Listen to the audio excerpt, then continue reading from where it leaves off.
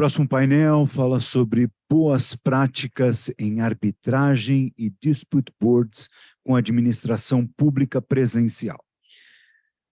Convidamos para mediar este painel Silvia Helena Johnson de Salvo, doutora em Direito Administrativo pela Universidade de São Paulo, foi membro de comissões e grupos com a temática da arbitragem com a administração pública em entidades representativas, tais como o Centro de Arbitragem e Mediação da Câmara de Comércio Brasil-Canadá e Comitê Brasileiro de Arbitragem.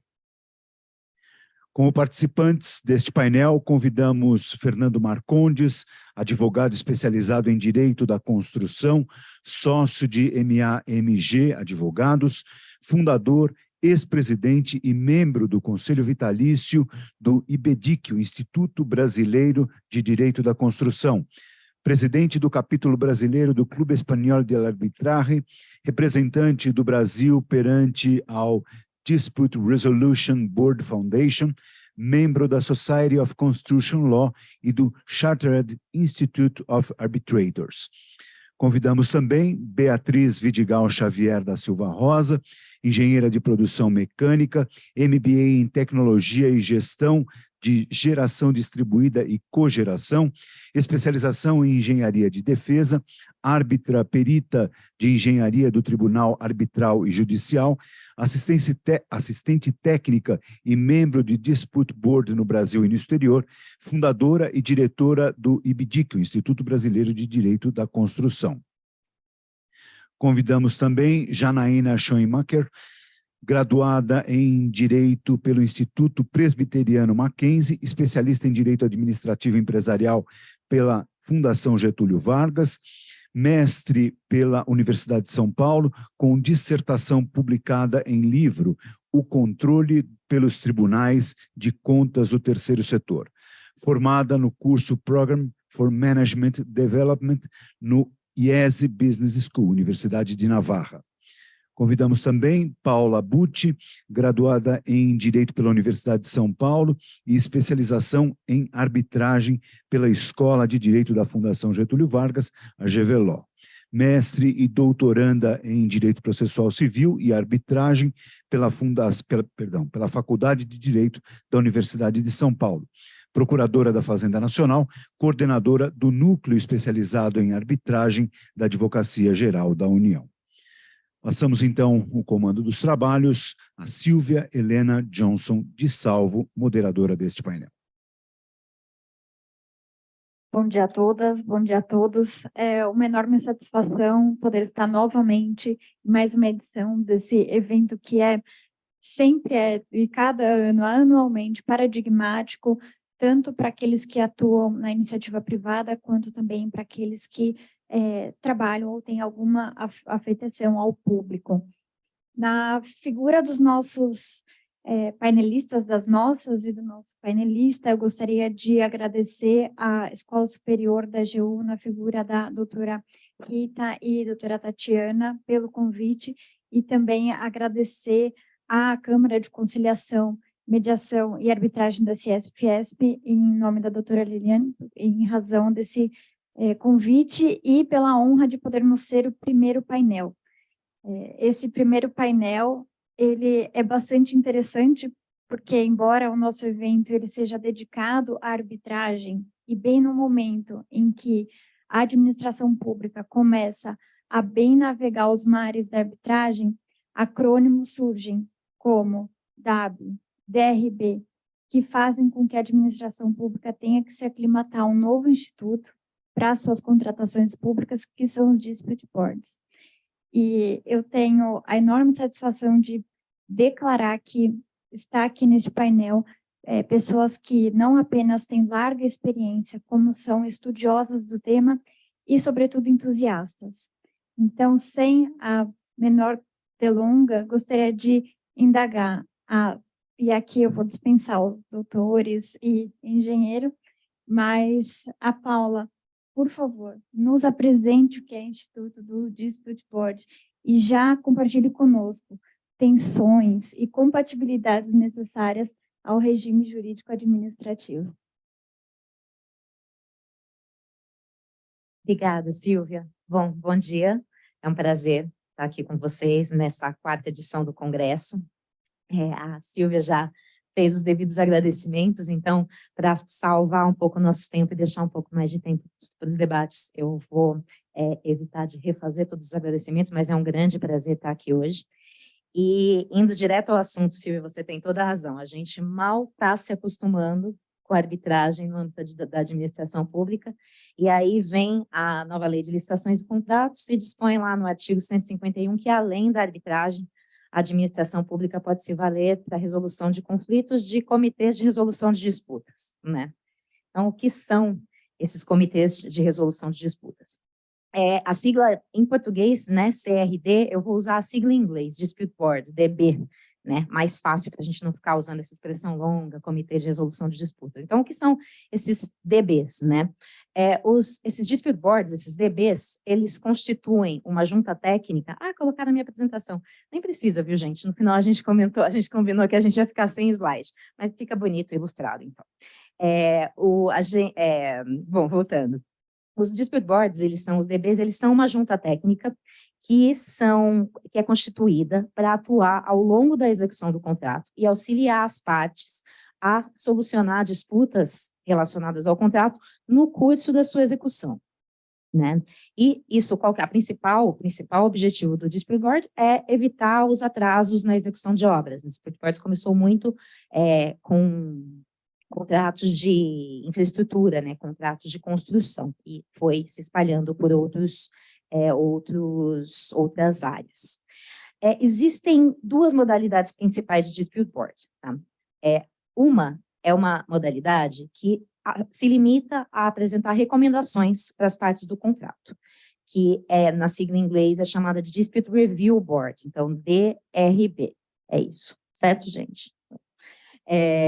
E a outra modalidade é uma modalidade que ela vai um pouquinho mais além. Ela não emite tão somente uma recomendação, ela profere uma decisão no âmbito daquele contrato. Então, na sigla em inglês, Dispute Adjudication Board. Então, DAB a gente chama em português, um comitê com natureza adjudicativa. Tá? Então, dá recomendações que as partes podem ou não acatar, o outro profere decisões. Essas decisões, não obstante, é muito importante que isso fique bem claro, elas não são decisões definitivas ou vinculantes, elas são decisões que elas podem, eventualmente, ser levadas ao órgão jurisdicional e serem desafiadas. Mas no âmbito do contrato, elas são vinculativas às partes. Então, quando as partes optam por um DAB, né, por um comitê que profere decisões, elas se comprometem a cumprir as decisões proferidas por essa junta técnica no âmbito do contrato. Se não cumprirem, vai ser considerado que houve um inadimplemento contratual, mas não existe para o Comitê de Resolução de Disputa, né, para o DB, uma natureza jurisdicional. Ele não dá a última palavra. As partes sempre podem, ao final, levar, se ainda houver um conflito, levar o conflito para o Poder Judiciário. E indo agora um pouco para o assunto da administração pública. Já existem algumas leis, principalmente leis municipais, eu consegui identificar numa pesquisa uma lei municipal de São Paulo, uma lei municipal de Belo Horizonte, uma lei municipal de Porto Alegre, uma lei estadual do Rio Grande do Sul, dispondo a respeito desses DBs. Tá?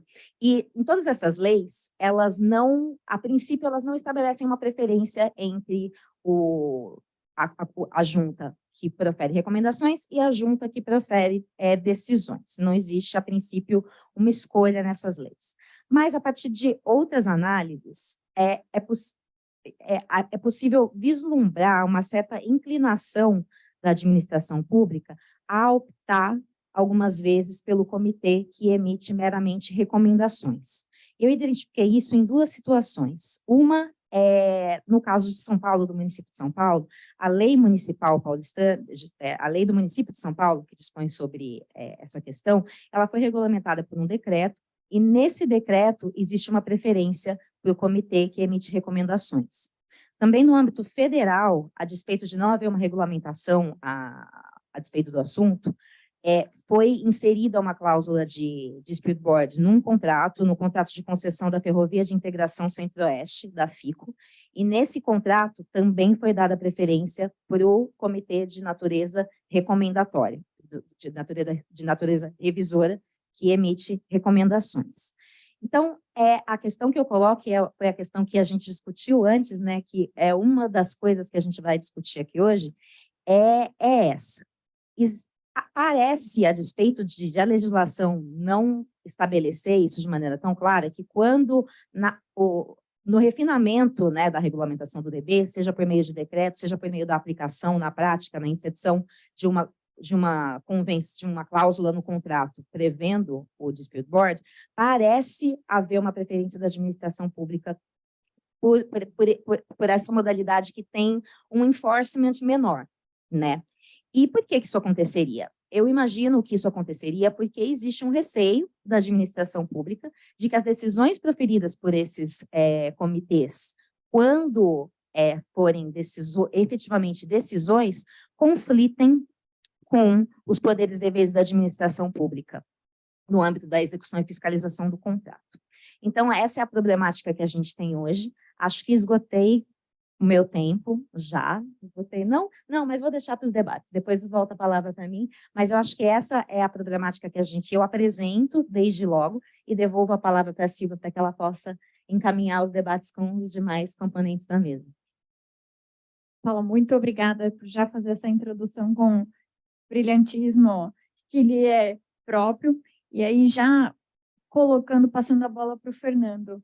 Fernando, como você vê essa questão da compatibilização de regimes de necessidade decisória e os dispute boards de caráter meramente recomendatório? Queremos te ouvir. Obrigado. Bom dia. Bom, eu também vou ser rápido nos agradecimentos pelo convite que me foi feito, uma homenagem breve a Lilian Bertolani, secretária-geral, que é uma máquina de fazer eventos aqui na Fiesp, é sensacional. E cumprimentar o pessoal da AGU, que são valorosos adversários, Roberto e Milton, que estão aqui. Eu sou testemunha e vítima da eficiência desse grupo. Bom, para falar sobre essa questão dos DBs, eu trabalho com dispute boards, efetivamente, já há muitos anos. E, a respeito dessa questão de optar pela decisão ou pela mera recomendação, falando em termos práticos, acho que é muito importante a gente estar nesse ambiente que é um evento voltado para a administração pública, que tem essa preferência pelos comitês de recomendação. Vou ser muito direto a respeito disso. Eu digo a vocês que não vai funcionar. Tá? Eu vou explicar por quê. Nós temos, na cultura já estabelecida, o dispute board, quando foi criado nos Estados Unidos no início dos anos 70, foi criado por engenheiros que queriam se livrar de advogados e, portanto, eles queriam soluções efetivas. Então, lá a cultura é muito clara a respeito disso. Vamos ouvir recomendações, não precisamos que alguém decida por nós, mas nós vamos seguir essas recomendações, ainda que não seja obrigatório, porque o nosso objetivo é concluir a obra o mais rápido possível, então nós vamos seguir essas recomendações e deixar os advogados que briguem lá do lado de fora do tapume da obra. E vamos seguir e terminar a nossa obra. Essa é a cultura que vigora até hoje lá e funciona muito bem. Esse Instituto de Dispute Board foi adotado internacionalmente a partir de 1980, uma primeira experiência do Banco Mundial, e foi adotado pelos modelos de contrato da FIDIC, Federação Internacional dos Engenheiros Consultores. E esses modelos são os modelos que hoje estão presentes aqui, inclusive em contratos de administração pública que são financiados por bancos de fomento internacionais, como o BID, como o Banco Mundial. Os contratos FIDIC começaram com comitês que poderiam ser de recomendação ou de adjudicação. Alguns modelos optavam pela recomendação e deixavam a possibilidade de alterar o contrato para adjudicação. Mas a experiência foi mostrando que, fora dos Estados Unidos, não funciona o comitê de recomendação. Porque esses contratos são muito utilizados em países em desenvolvimento. Nós estamos falando de América Latina, estamos falando de África, estamos falando do sul da Ásia. E as culturas desses países são muito beligerantes. Isso é da nossa natureza. E o que nós temos aqui como prática, né, nós advogados, em geral, públicos ou privados, perdeu, recorre. Né? Isso é automático, a gente nem pode deixar de recorrer, nem o advogado privado pode deixar de recorrer sem ter do próprio cliente uma mensagem registrada dizendo não recorra, senão ele pode ser processado pelo cliente. Então, nós temos a cultura de recorrer sempre que perdemos. O comitê de recomendação, quando ele emite uma recomendação, se ela é contestada por qualquer das partes, ela imediatamente não é obrigatória. Se passa o prazo, ela não é contestada, ela se converte como se fosse uma adjudicação e ela passa a ter que ser cumprida pelas partes. Mas quando ela é contestada, basta uma notificação de insatisfação e, em seguida, o ingresso da arbitragem ou do processo judicial, ela já não é mais obrigatória. E o objetivo do Dispute Board, gente, é destravar as obras. É impedir que o fluxo de caixa seja estrangulado, impedir que as obras tenham que desacelerar ou até ser interrompidas, como os milhares de obras públicas que nós temos interrompidas no Brasil, em função dos impasses gerados durante a execução do contrato. Então, o DB resolve a questão, aquela solução é aplicada no âmbito da obra e, de novo, como os americanos, os advogados vão discutir isso lá fora e, eventualmente, uma reversão da decisão do board vai ser resolvido em perdas e danos, mas a obra está entregue, o aparelho público está funcionando, a sociedade está utilizando, não tivemos o problema da paralisação da obra, porque o DB resolveu o impasse e tocou adiante. Se nós temos um comitê de mera recomendação, até todo mundo fala muito do apagão das canetas, o agente público responsável por aquele contrato, o gerente do contrato, que recebe mera recomendação, ele não vai cumprir. Ele prefere entregar para os advogados para que eles possam recorrer, eles possam levar para a arbitragem, para o judiciário, e, enquanto isso, a decisão, a recomendação do board fica suspensa. Ou seja, a solução que se buscava não aconteceu. O DB passa a ser um mero órgão consultivo que não tem a eficiência, não tem a eficácia esperada da ferramenta, que é resolver a questão e deixar a obra seguir. Então, basta um gesto da parte insatisfeita para não cumprir a decisão e levar esse assunto para os anos que uma arbitragem, nós sabemos que uma arbitragem de construção hoje, tranquilamente dura 4 anos. Essa é a média de uma arbitragem bem conduzida nos casos de construção. Eu já tive duas exceções nada honrosas, uma como árbitro, outra como advogado, que duraram 9 anos. Né? Quer dizer, e tem casos que duram mais. Então, não é rápido.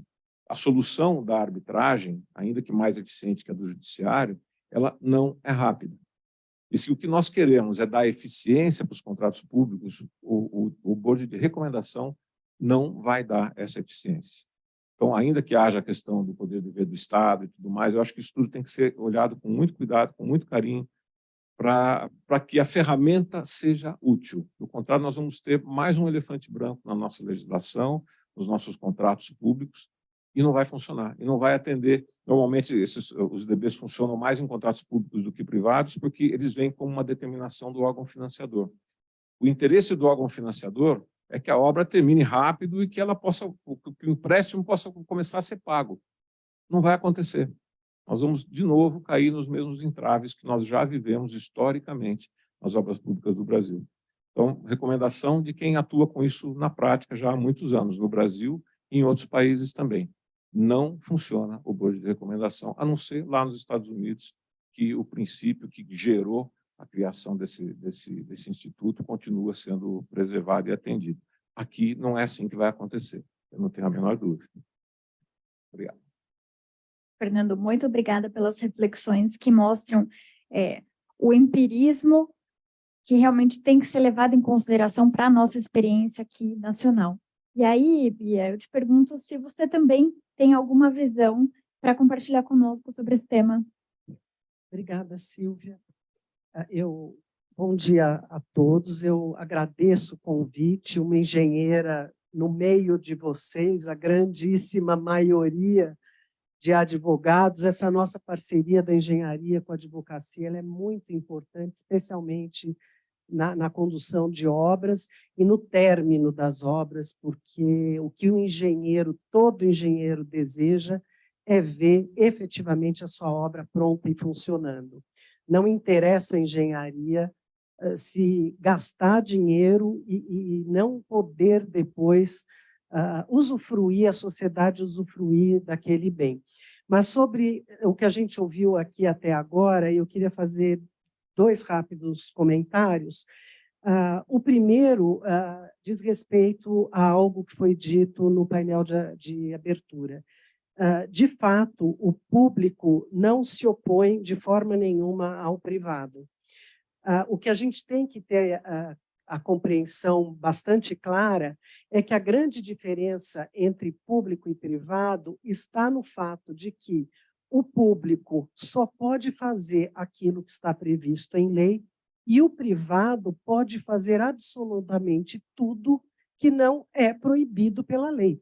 Então, essa é a grande fonte de muitos conflitos que a gente vê nos contratos entre públicos e privados. E isso se reflete também nos conflitos que vão surgir durante a execução do contrato. A gente vê que, muitas vezes, a origem do conflito está nesse fato.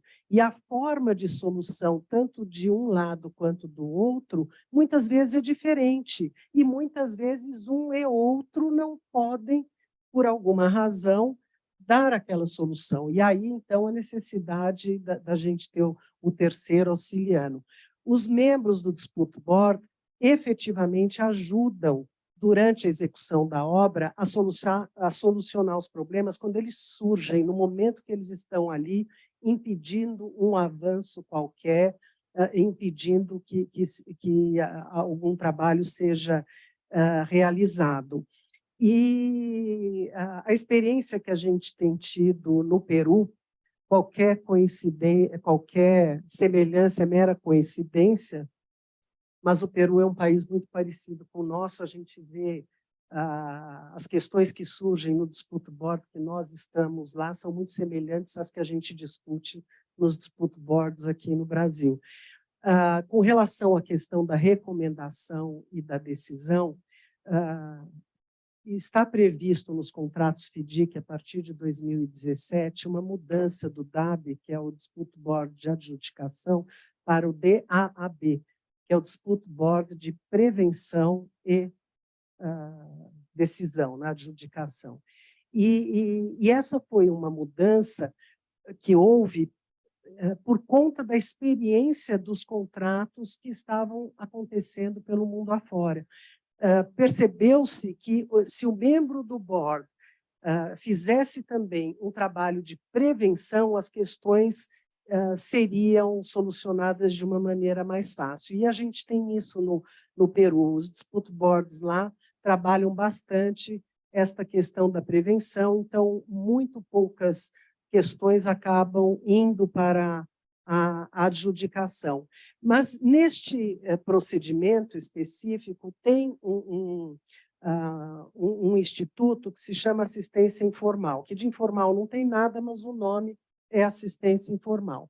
E a assistência informal é feito um questionamento aos membros do Dispute Board, e os membros dizem, olha, praticamente é isso, né? Se vocês forem para uma disputa sobre esse assunto, o nosso entendimento é este. Então, ali, o board já está dizendo qual é o caminho que ele está enxergando para solucionar aquele conflito.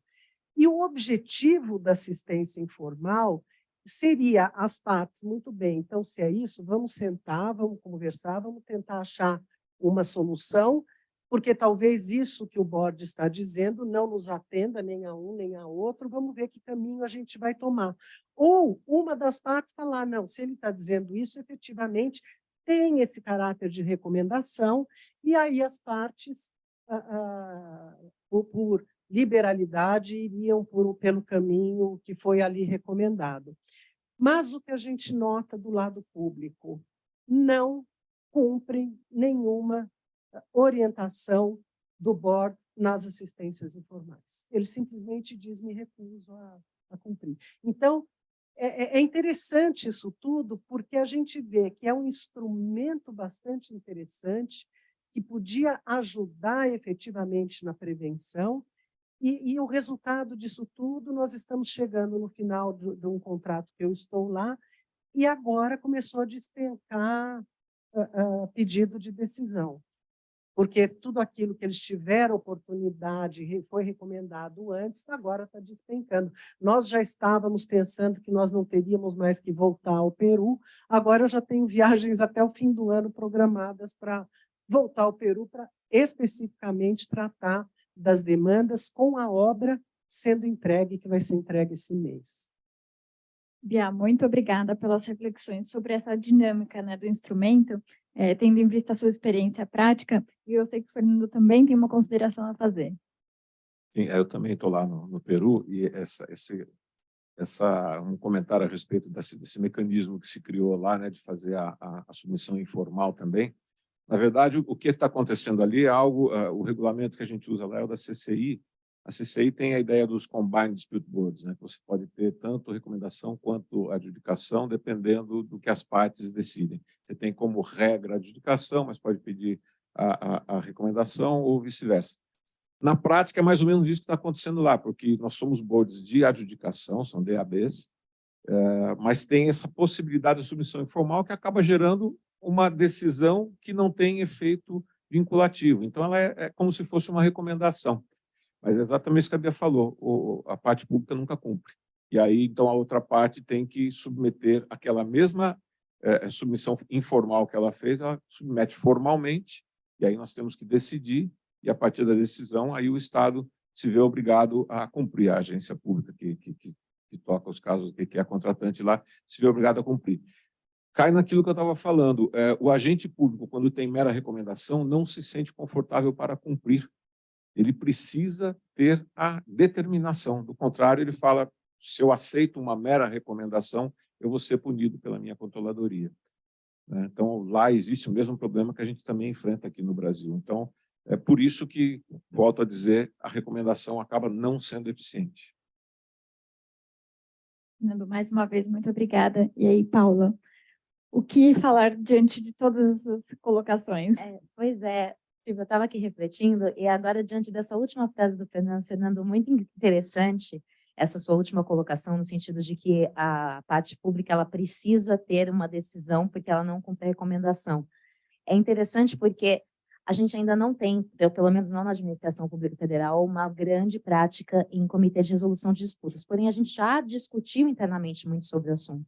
E em discussões com colegas, a ideia que veio foi exatamente ao contrário, falar, talvez se vier uma recomendação, o gestor público vai se sentir compelido a cumprir aquela recomendação, ao passo que se vier uma determinação, isso vai conflitar com o poder dever da administração pública de fiscalizar o contrato, isso pode gerar um impasse. Então, é muito interessante como as visões, às vezes, são opostas, principalmente de quem ainda não está na prática, ainda não atuou, né, com o mecanismo na prática. E, de fato, assim, eu posso dizer, até pela minha experiência com arbitragem, existe um receio de quem está atuando do lado público, principalmente quando não existe uma regulamentação sobre o assunto. Mas uma questão que eu queria colocar aqui desde logo, e até aproveitando como reflexão mesmo, e aí me colocando, assim, colocando minha opinião como acadêmica mais do que como coordenadora do núcleo especializado em arbitragem. Eu acho que a administração pública ela precisa, de fato, começar a se desprender um pouco dessa lógica do poder-dever, em alguns momentos, atuar de maneira mais consensual. Isso é permitido, existem construções nesse sentido, porque é isso que, no final das contas, na sociedade que a gente vive, altamente complexa, com problemas altamente complexos, só isso que vai fazer resolver os problemas. Se a gente atuar de uma maneira muito amarrada, né, as questões não vão se resolver. Então, fica aí a título de reflexão nesse sentido da busca, né, da consensualidade. Será que não é possível a administração pública, em alguns momentos, partir mais para uma atuação consensual e abrir um pouco mão de um poder-dever estrito de fiscalização do contrato e deixar isso realmente nas mãos de um comitê com poder de decisão? Paula, eu acho que esse pensamento está muito correto, inclusive no pensamento que norteia os americanos, que entendem que o DB tem autoridade pelo conhecimento técnico que tem, né? Mas a questão é, o sujeito da decisão ou da recomendação do board é o cara que está lá na obra, é o gerente do contrato, o gerente do contrato, do contratante, né? Ele é um funcionário público.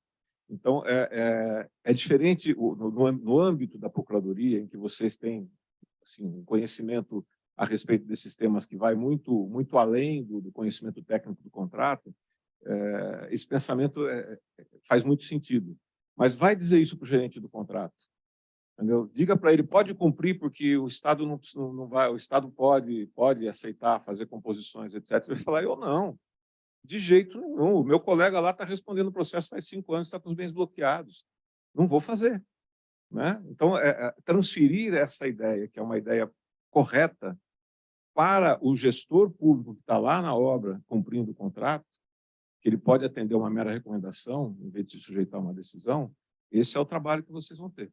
Se vocês querem trabalhar com recomendações, vocês vão fazer esse trabalho interno de convencimento, inclusive de convencimento da controladoria, né? Dos tribunais de contas, porque se eles não tiverem convencidos, eles vão processar os agentes públicos e vai acontecer o que a gente está falando. E aqui, dando a minha contribuição para também a gente poder, infelizmente, passar para outro tema, ou felizmente também, porque a gente tem bastante chão para cobrir, mas é interessante de notar como, quando as tensões na administração pública elas surgem, agora a gente já tem uma visão de consensualismo, de que o consensualismo ele pode ser uma resposta viável, que vai muito em linha com o surgimento de métodos alternativos ou adequados de resolução de conflitos na administração pública, dos conflitos públicos. E aí, nessa medida, eu acho que vai ser muito importante a fala da Janaína para a gente entender um pouco sobre quais são os insights que se tem para escolha e uso dos métodos de resolução de conflitos que não necessariamente é a solução adjudicada pelo Poder Judiciário. Bom dia a todos e todas. Queria agradecer aqui o convite, muito honrada, doutora Rita, Lilian e aos integrantes aqui da mesa.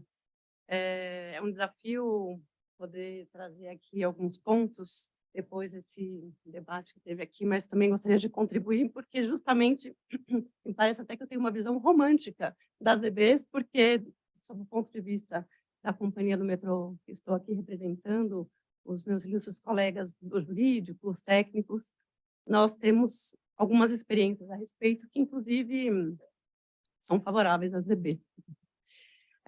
Bom, só para contextualizar, acho que é importante saber, nós já temos aí algumas DBs instauradas, nós somos uma empresa estatal do governo do Estado de São Paulo, nós operamos, mas também gerenciamos as obras, então praticamente todas as linhas foram gerenciadas, construídas pelo metrô, e há uma complexidade muito grande destes contratos celebrados, não só para a execução da obra, mas para a execução, para que uma linha do metrô opere, a gente tem ali inúmeros sistemas. O metrô passou a se utilizar das DBs e das arbitragens, não por uma escolha natural, mas sim porque pegamos financiamento do BID e do BIRD, e segue o modelo FDIC, que estabelecem ali as regras que exigem que a empresa se utilize das DBs e também das arbitragens. Nós fomos os primeiros a inaugurar as DBs e também as arbitragens aqui no Estado de São Paulo, que a gente aprendeu na prática, né? E aprendemos não só da nossa parte, mas também identificamos que os técnicos internamente, mas também, enfim, os árbitros e os peritos, enfim, todos estavam aprendendo conosco. São contratos de infraestrutura bastante complexos e também, só para contextualizar, nós temos vários contratos em sinergia que o gestor de obra, ele é responsável por empreender, construir uma linha, mas essa linha depende de sistemas de alimentação elétrica, sistemas de ventilação, telecomunicação, enfim, são vários contratos que têm uma sinergia muito grande, uma interdependência muito grande, uma complexidade muito grande. E o meu ponto de vista, depois de uma experiência da companhia após várias DBs, é de que a DB ela colabora para a gestão do contrato em certa medida, porque se ela é instaurada logo no começo, ela faz com que o gestor tenha que ter um nível de organização e um nível de interface com os membros que traz uma sinergia muito positiva no final do dia, principalmente depois que amadurecemos na gestão em termos de lidarmos com esse instituto. Um contrato que tem DB, um contrato que não tem DB, é um contrato com uma gestão bastante diferenciada, sobre o aspecto, sobre a visão do gestor público, né? Então, nos nossos contratos não tem nenhuma instituição nos nossos contratos não há nenhuma previsão de uma instituição que abarque a instauração do ADB, então elas são realizadas por escolha entre as partes, e temos nos nossos contratos uma exigência de que a gente busque primeiramente uma solução entre nós, né, entre as partes contratante e contratado, só depois nós teríamos aí o litígio levado às DBs, e temos sim previsto que depois de uma DB, podemos ir para o Poder Judiciário ou para a arbitragem, a depender do que está previsto ali no contrato. Nossos pleitos são variados, então, mas, em linhas gerais, principalmente nós discutimos reequilíbrio econômico-financeiro dos contratos, como foi colocado aqui, o foco da DB realmente é fazer com que o contrato ande, que o contrato aconteça. Então, a nossa experiência diz que quanto antes for instalada a DB, escolhidos os membros, eles passem a fazer um acompanhamento para e passo do contrato, tanto mais nós chegaremos no nível de consenso que todos nós almejamos. Afinal de contas, somos uma empresa que queremos que as obras aconteçam e a gente possa prestar serviços à população.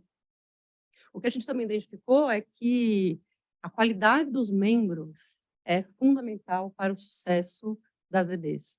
Então, é importante que eles tenham conhecimento técnico dos assuntos que vão ser ventilados ali naqueles contratos. A escolha desses membros tem que ser feita com este olhar, mas não somente técnico. Também é importante que eles tenham conhecimento do Instituto da DB. Como que a DB funciona? Qual que é a razão de existir? Quais são os procedimentos que devem ser observados? O tempo, a finalidade ali do dia a dia, né? E também não posso deixar de dizer, como integrante da administração pública, que o conhecimento do regime jurídico público por parte dos membros, dos peritos, enfim, de todos eles, seja um conhecimento que também passe por isso. Também passe e vai dar um conforto para o administrador saber que aqueles membros têm o conhecimento da sua realidade e que leve isso em consideração no momento em que tem ali a sua decisão proferida, seja como recomendação ou de forma adjudicatória, né? E aí não posso deixar de puxar a sardinha para o meu lado. A gente identifica que a presença de um advogado como um dos integrantes ou que presida ali a DB é muito relevante para garantir o contraditório, que os procedimentos sejam seguidos, que as decisões tenham uma estrutura clara, que o administrador possa conseguir cumprir com maior tranquilidade, né? No nosso meio, é importante que os membros sejam ou engenheiros, contadores, até geólogos, economistas, administradores. E isso é uma diferença, um diferencial que traz também uma tranquilidade maior para o administrador em comparação com o judiciário. O juiz ele precisa necessariamente de um perito.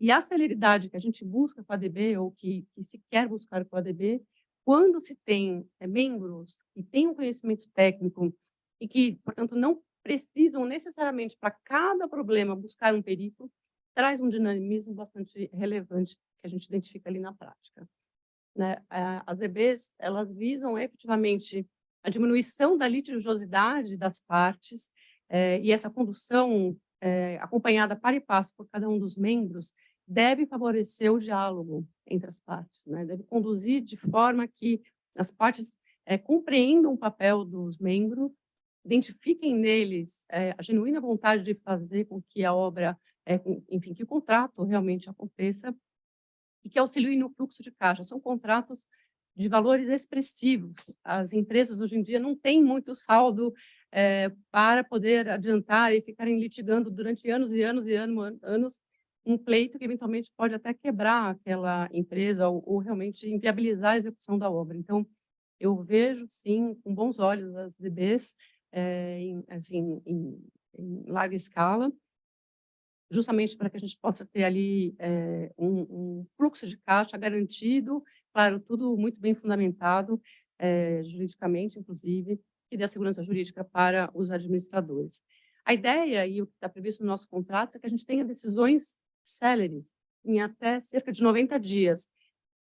Decisões céleres, em contratos de alta complexidade, de valores vultosos e com impacto na sociedade, porque um atraso de uma obra do metrô impacta, sim, na sociedade, exige que o administrador confie nos membros, né, que tem ali um respeito, também para que eles façam acompanhamento ali no dia a dia, com rotinas de presença nas obras e na gestão dos contratos, para que eles possam, sim, para que se possa ter decisões tão curtas, então, num espaço tão curto de tempo, os membros acompanhando diariamente ou rotineiramente a execução do contrato permite que eles tenham contato com os documentos, com as práticas que estão acontecendo ali no dia a dia. Isso traz uma celeridade, apesar da complexidade.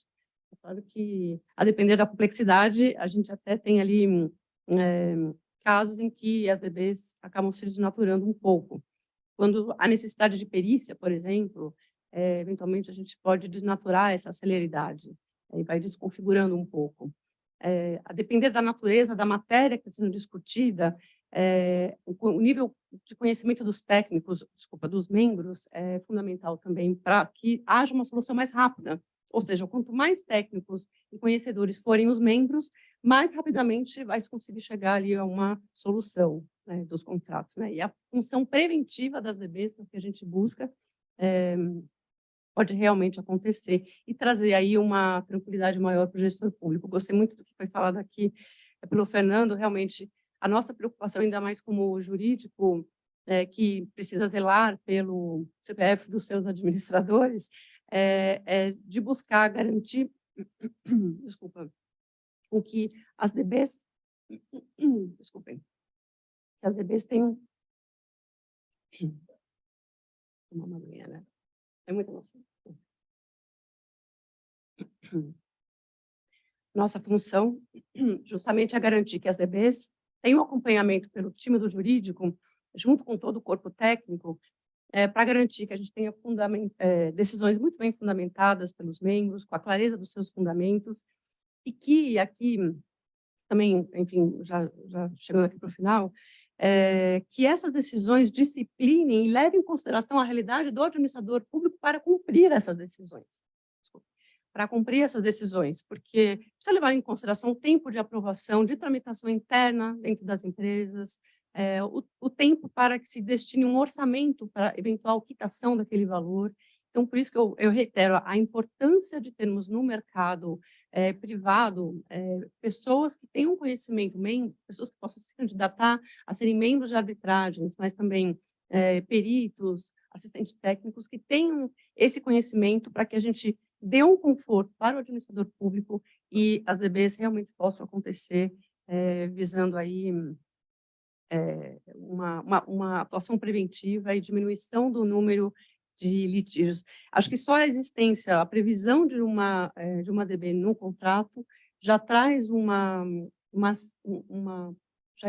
já enseja ali um respeito e uma postura diferenciada do gestor, ele já vai trabalhar de uma forma diferenciada para que a gente possa ter o contrato entregue no melhor tempo possível. Então, e a criação da DB com os melhores técnicos muito bem treinados acaba sendo quase como uma, entre aspas, ferramenta de gestão da administração pública para que aquilo realmente aconteça. Com essas minhas considerações. Obrigada. Janaína, o que a gente teve aqui não foram meros insights, mas é efetivamente um repositório de conhecimento para que a gente possa avançar e avançar bem com o Instituto dos Dispute Boards na administração pública. Mas antes de perguntar para os nossos aqui super especialistas técnicos sobre quais são os elementos práticos a se levar em consideração em relação a esses insights que foram apresentados, um ponto que surgiu na fala da Janaína, que é o conhecimento do regime jurídico administrativo por aquele que vai tomar decisão, por o especialista, como relevante. E por isso eu queria perguntar para a Paula, na experiência das suas arbitragens, qual a importância de que o árbitro, a árbitra, os advogados, os peritos tenham esse conhecimento jurídico administrativo também? Perfeito, Silvia. Eu acho que é uma observação totalmente cabível e o que foi dito, que a Janaína disse a respeito da aplicação do regime jurídico, né, da necessidade de se conhecer algumas peculiaridades da administração pública nos dispute boards é absolutamente aplicável para as arbitragens. A gente percebe, inclusive, no começo, né, quando teve essa entrada, foi aos poucos, mas teve um movimento muito grande depois de 2005, né? Então, quando teve esse atropelo da administração pública, né, na arbitragem, eu ouvia muita gente falar que, mas a administração pública tem que se adaptar à arbitragem, a administração pública tem que se adaptar à arbitragem, e isso é só parcialmente verdade, né? Da mesma forma que a arbitragem, a gente fala de arbitragens de construção, de arbitragens em diversas modalidades, né? A arbitragem com a administração pública é uma modalidade de arbitragem, e quando se faz uma arbitragem envolvendo o ente público, é necessário, sim, que quem está ali atuando tenha um mínimo de conhecimento, um mínimo de noção de peculiaridades da administração pública e do que acontece, das necessidades, das dificuldades, dos trâmites, do trâmite anterior administrativo e de tudo isso que acontece. Então, o que a gente busca sempre fazer, inclusive nos painéis arbitrais, muitas vezes, eles são compostos de 3 árbitros, né? E muitas vezes tem ali um arbitralista que às vezes não tem uma experiência muito grande de direito administrativo, mas tem um professor de direito administrativo. Então, acaba que a gente consegue balancear o painel arbitral para que todos esses conhecimentos, né, eles sejam unificados, porque também não adianta colocar 3 administrativistas que nunca tiveram experiência alguma com procedimento arbitral, porque daí o que trava é o procedimento e a garantia daquelas questões que fazem aquele procedimento ser um procedimento válido, né? O contraditório, a forma de levar o procedimento, a flexibilidade da arbitragem é uma característica que se os árbitros não tiverem um pulso firme ali, o processo acaba se perdendo muito.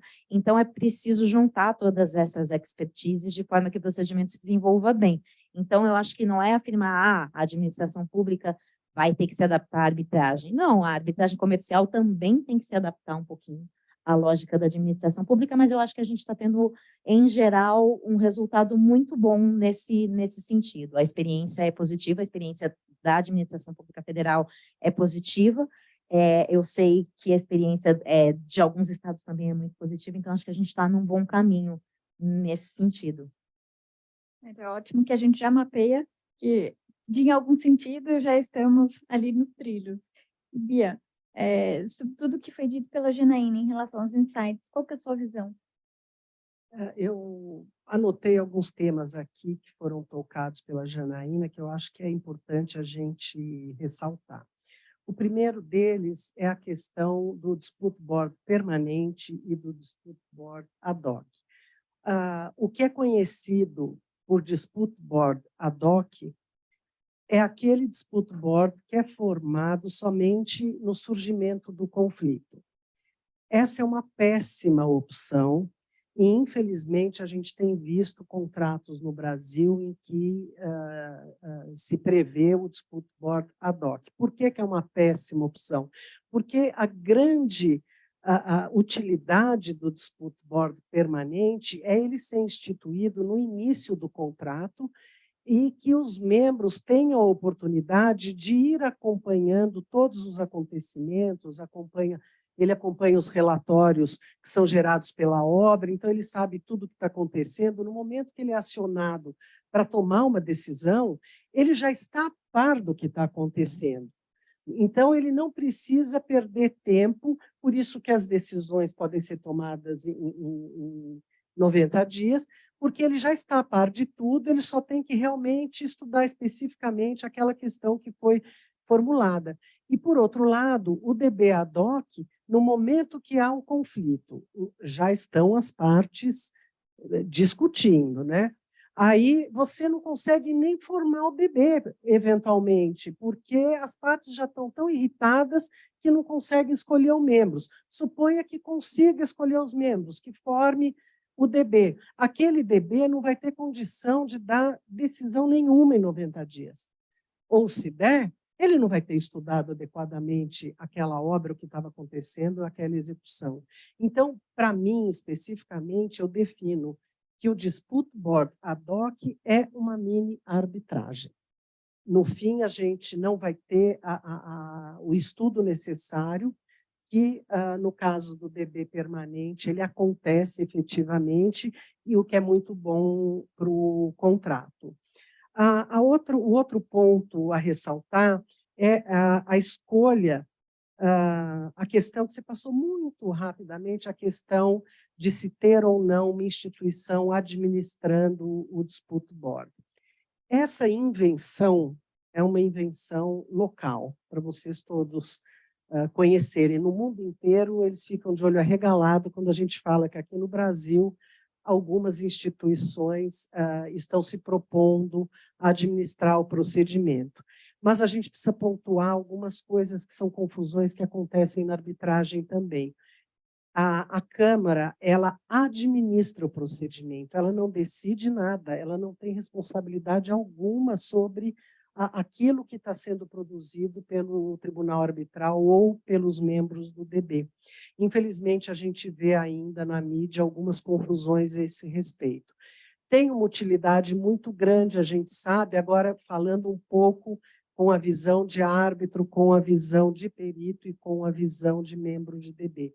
Ajuda muito, porque o que acontece nos DBs que a gente vê pelo mundo inteiro? Os próprios membros são responsáveis pela administração, por cobrança, por ir atrás, o cara não pagou, aí você fica cobrando. Então, você é o sujeito, está lá, estudando o assunto e vai tomar uma decisão e, ao mesmo tempo, você está brigando para o cara que atrasou seu pagamento, entendeu? Então, a utilidade da Câmara, ela existe, mas a gente tem que ter a consciência de que é a administração de procedimento de arbitragem, é a administração de procedimento de dispute board. A outra questão é com relação ao conhecimento dos membros do dispute board.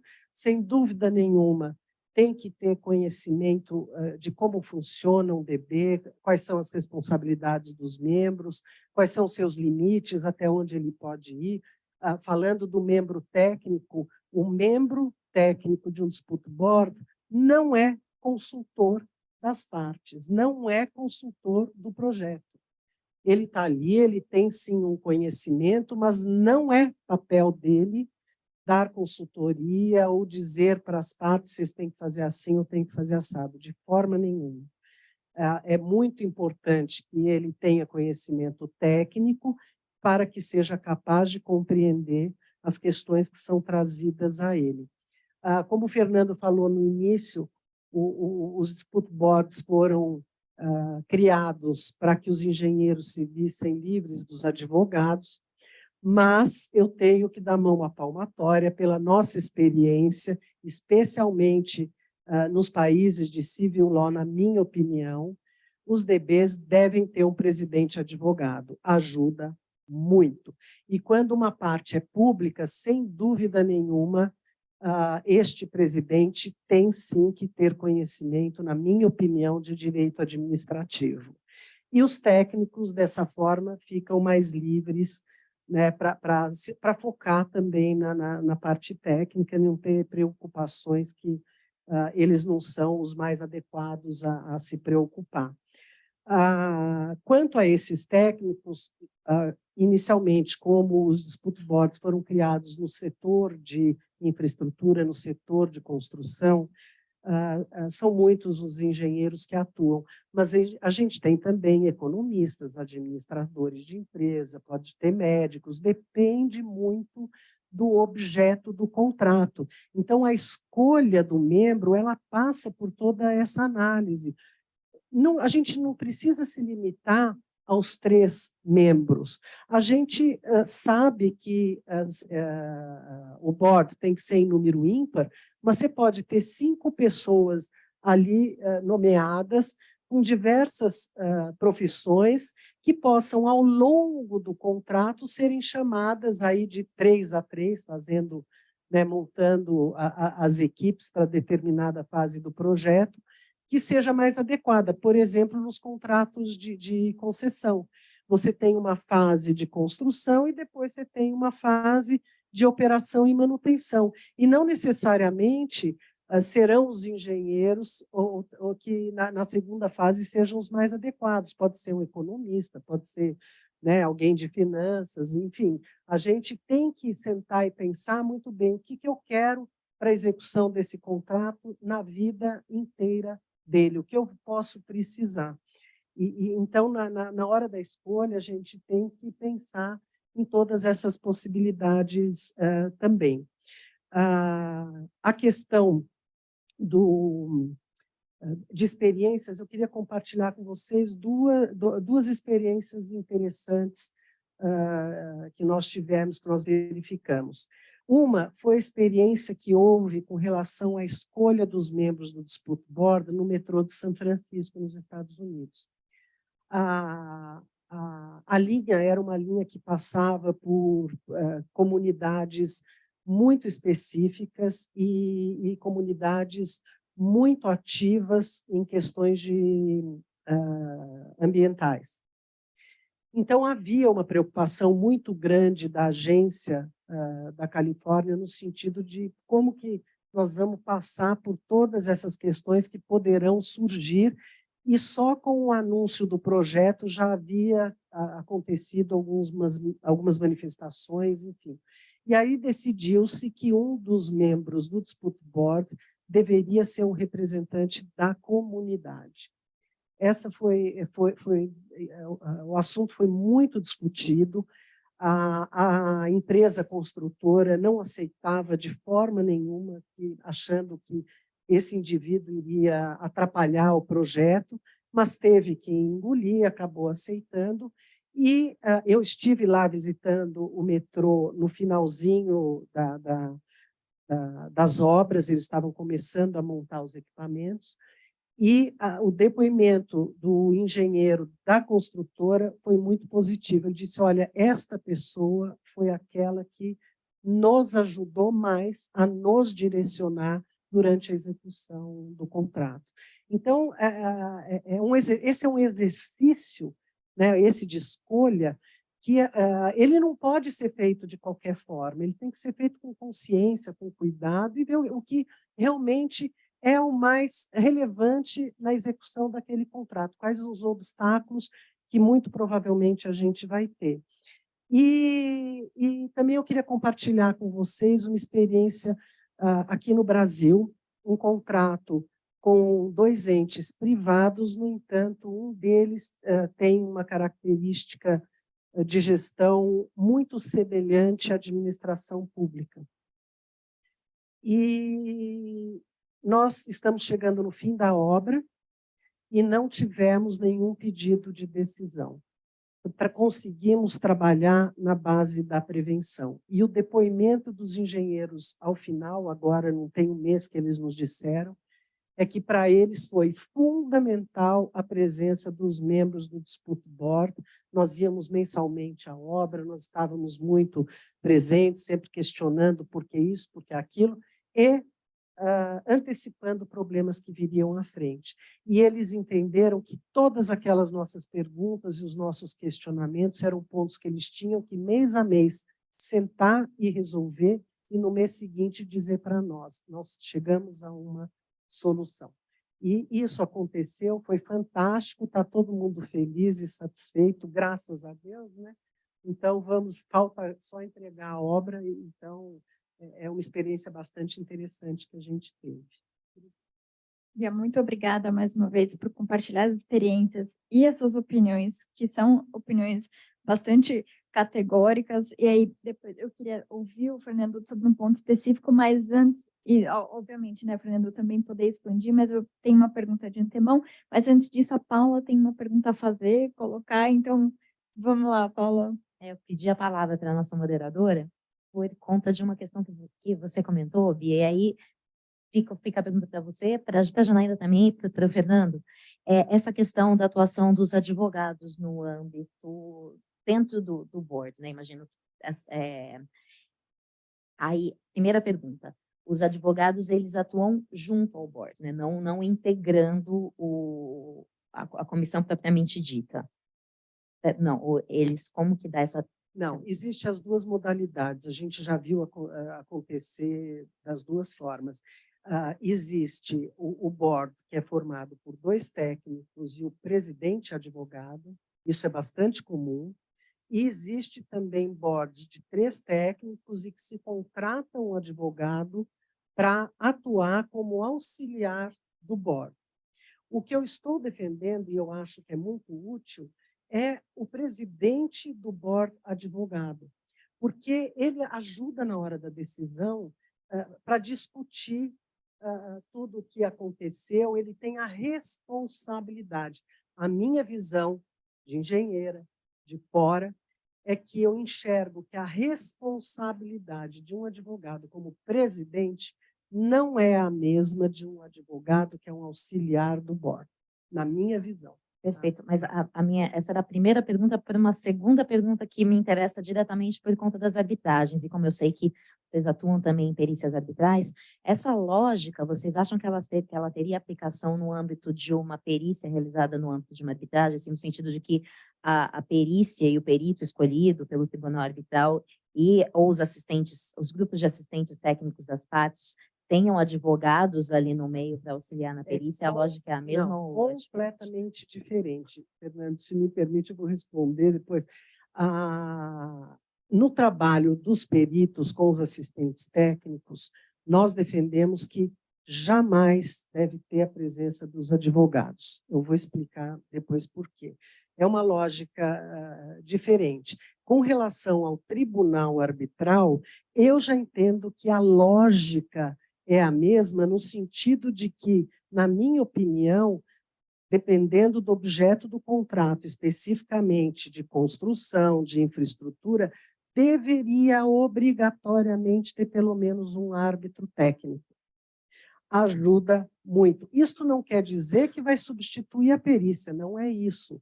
Mas o árbitro técnico ele tem uma visão de execução de obra e de problemática de execução de obra que, para mim, colabora demais com os outros árbitros advogados para eles compreenderem. Agora, falando um pouco da perícia em arbitragem. O que a gente vê acontecer? Tem 2 aspectos que são interessantes. O primeiro deles é que o bom de você poder fazer uma perícia na arbitragem é você ter a liberdade de uma discussão aberta com os assistentes técnicos.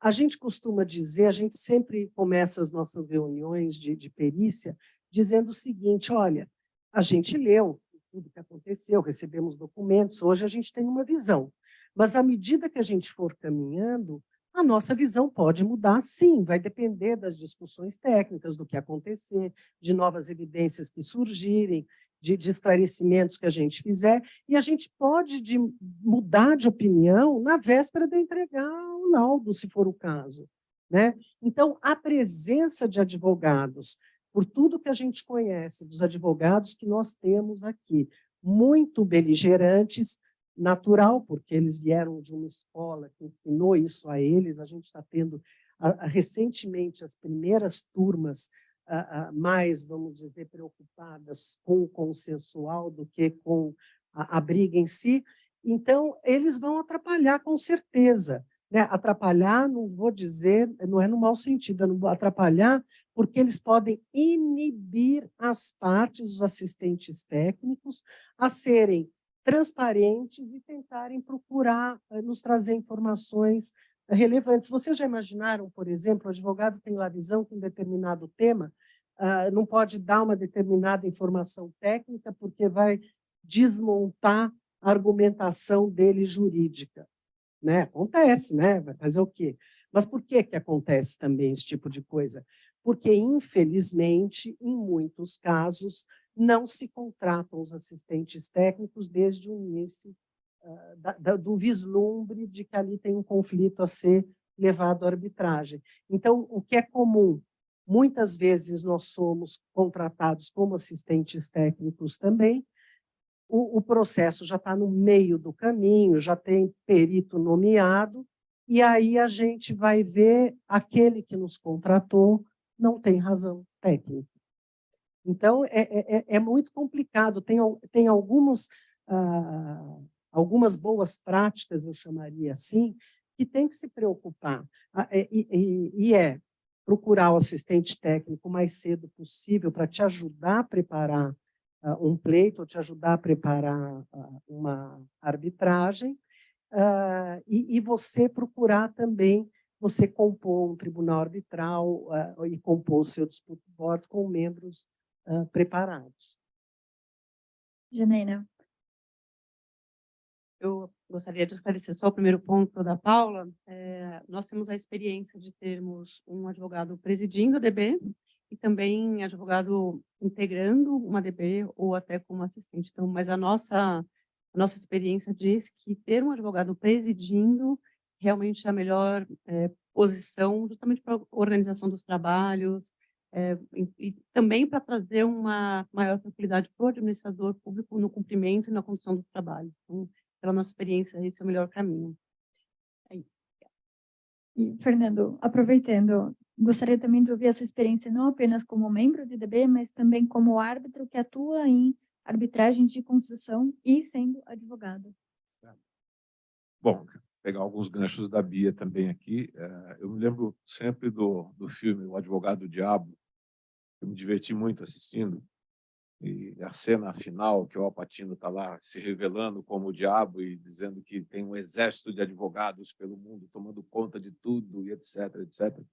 O DB é mais ou menos essa história, né? Os engenheiros queriam se livrar dos advogados e cá estamos nós, não só como membros de DB, como também auxiliando as partes dentro do ambiente dos dispute boards, né?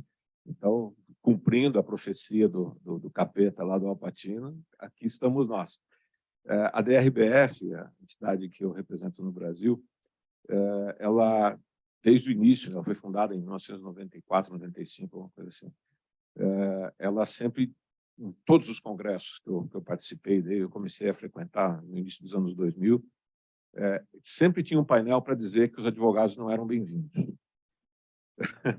E, no fim, a própria DRBF foi mudando essa forma de ver, porque foi percebendo que a presença do advogado como membro de dispute board é muito importante.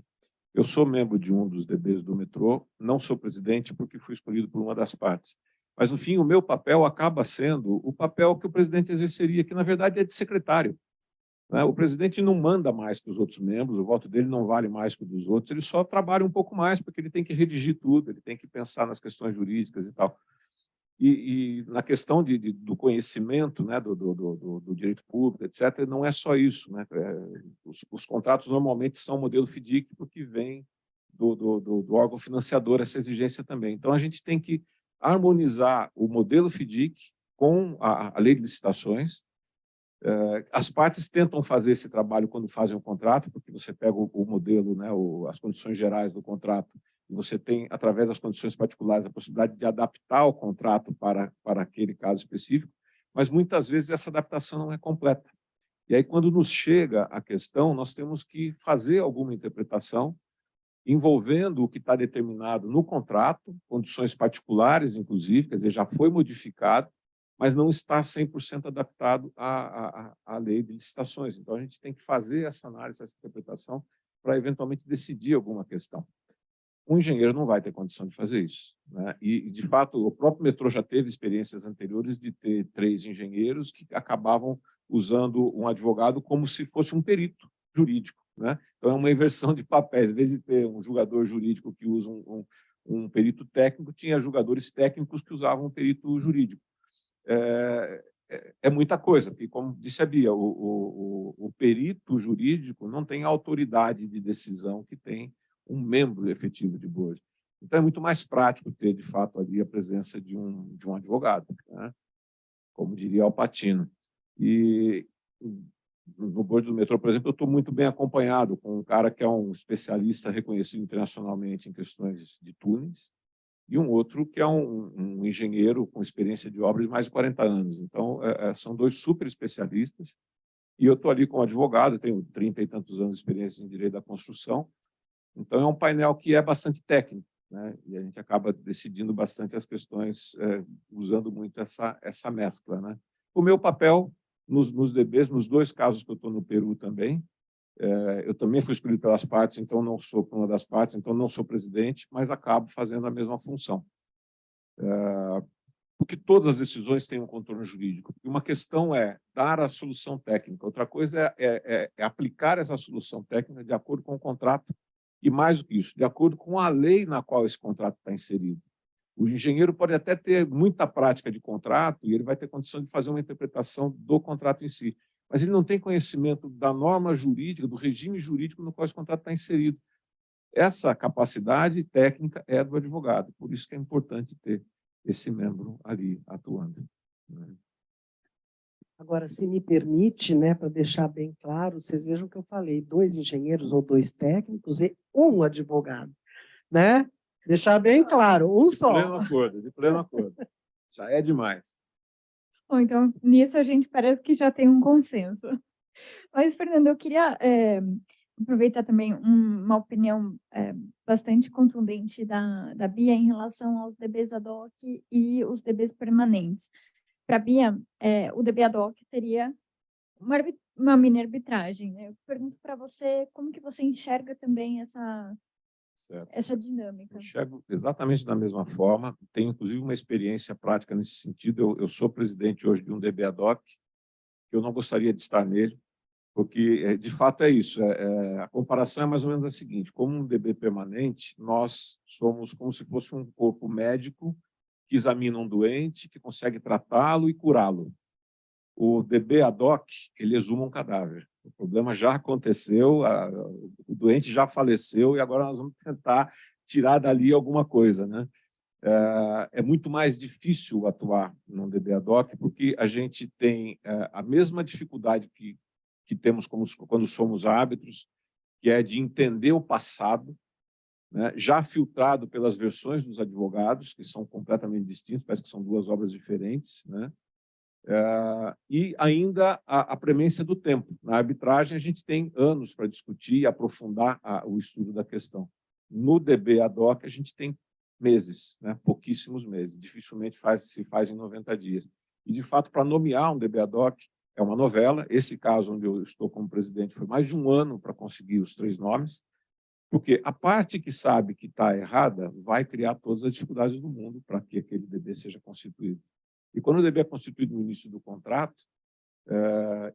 o problema não existe, né? As partes estão de mãos dadas, é início de namoro, né? Então, estão ali querendo caminhar na mesma direção. Então, elas contribuem, colaboram e instituem um DB com facilidade no início do contrato. Agora, diante de um problema já posto, a parte que está errada sabe que está errada, gente. Isso a gente sabe muito bem, né? Então, essa parte vai sempre dificultar a criação a constituição do board. Então, já começa com essa dificuldade. E depois tem a dificuldade de apuração da realidade. Um DB constituído desde o início da obra, um permanente, ele conhece a realidade pelos seus próprios olhos e contemporaneamente ao acontecimento. É diferente de me contarem uma história, eu presenciei a história. Então, isso dá muito mais qualidade para os julgamentos. Não é à toa que os DBs permanentes, historicamente, estatisticamente, uma estatística internacional, o índice de reversão de uma decisão de um DB pelos árbitros é quase 0. Porque justamente as decisões são muito qualificadas, porque elas são feitas por membros experientes e que presenciaram os fatos.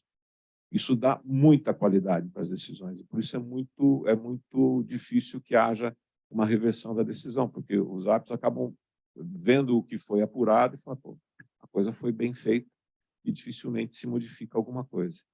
Então, é aí que reside a grande qualidade do DB no ponto de vista da decisão.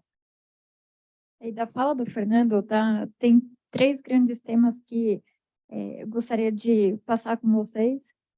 Vai ser um desafio, porque, infelizmente, a gente não tem o dia todo para poder se dedicar a isso, que certamente mereceria, mas tem 3 principais temas, né, da fala. A primeira é em razão da racionalização do procedimento de DB, quais seriam melhores práticas para que a gente tenha uma efetividade de decisão.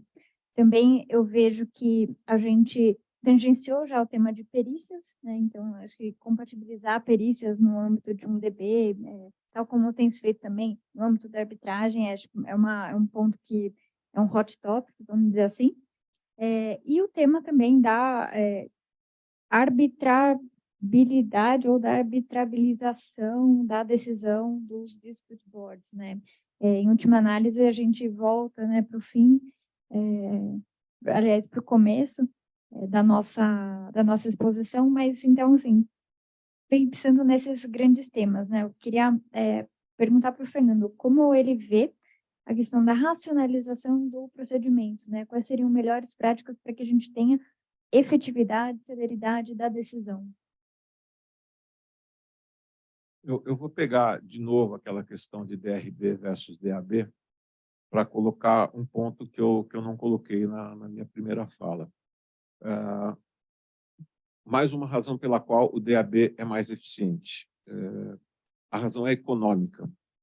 Como nós temos aquela questão da litigiosidade, né, e de uma cultura latino-americana, para falar só da nossa região aqui, de que se a gente puder jogar o problema para frente, a gente vai usar as ferramentas para jogar o problema para frente, um board de recomendação possibilita isso, né? Então, ok, vamos lá, a gente vai fazer provisão no balanço, vai dizer para o auditor que tem uma chance grande de sucesso, etc., e vai levar o assunto para frente. Agora, se é um board de decisão, uma vez que vem a decisão, e eu tenho que cumpri-la imediatamente, vou me colocar aqui na posição daquele que tem que cumprir a decisão. Se eu tenho que cumpri-la imediatamente, eu só vou levar isso para uma arbitragem que custa caro e que demora, né? Os árbitros são caros, os advogados são caros. Eu sei que o meu escritório é de arbitragem e eu estou muito bem, obrigado. Então, eu sei que a gente cobra caro. Então, os escritórios são caros, os árbitros são caros, os procedimentos, as perícias são caras também. Muitas vezes a perícia custa mais do que os honorários dos advogados, isso é uma realidade que eu sei que existe, porque os peritos são altamente especializados, as questões são altamente técnicas, então, de fato, custa muito dinheiro. Agora, se eu já tenho uma decisão que eu já tive que cumprir,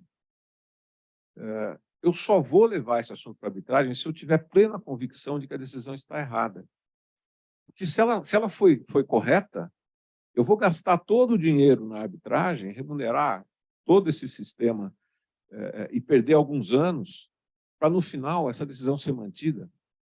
Por que eu vou gastar esse dinheiro? Não tem lógica, nem para o empresário, nem para o Estado gastar esse dinheiro. Então, é melhor acolher a decisão. Uma vez que eu já tive que cumpri-la, né, por que eu vou ficar brigando contra ela ao longo de anos para, ao final, a chance de reversão ser ridícula? Né? Então, do ponto de vista econômico, não é racional levar à arbitragem uma decisão que eu já tive que cumprir. Agora, se eu posso evitar o cumprimento através da arbitragem, então vamos embora para a arbitragem. O custo da arbitragem vale a pena, porque eu vou ficar alguns anos postergando o pagamento, a disponibilização daquele recurso que eu fui obrigado a aceitar. Então, desse ponto, eu acho que resolveria bastante a questão, o fato da gente ter sempre um DB de adjudicação e não de recomendação. Se a gente pensar nas questões das perícias, que a Bia mencionou também, nos DBs raramente acontece uma perícia. Né? Na minha experiência com o metrô, em 6 anos, nós demos 15 ou 16 decisões, só um caso nós tivemos que fazer perícia. Só um caso. Quer dizer, então a gente conseguiu decidir a maioria dos casos dentro dos 90 dias, às vezes passando um pouquinho. No caso que teve perícia, a gente demorou muito mais tempo, sempre com o acordo das partes, mas tivemos que fazer uma única perícia. Por quê? Porque nós temos lá um especialista em túneis, um grande especialista em obras e um advogado de construção de mais de 30 anos. Então, a gente tem um corpo capaz de resolver muitas questões sem a necessidade de ir para uma perícia. Agora, na arbitragem, a perícia é praticamente indispensável em caso de construções. Então, não há como escapar disso, principalmente porque, historicamente, os árbitros são maciçamente advogados. Eu, como a Bia, sou super a favor de ter um membro técnico no painel arbitral, um só também, viu, Bia? Não precisa de 2. Mas isso raramente acontece. Raramente acontece. Então, de fato, não evita a perícia, mas melhora muito a transição da linguagem técnica para a linguagem jurídica que o tribunal precisa apreender.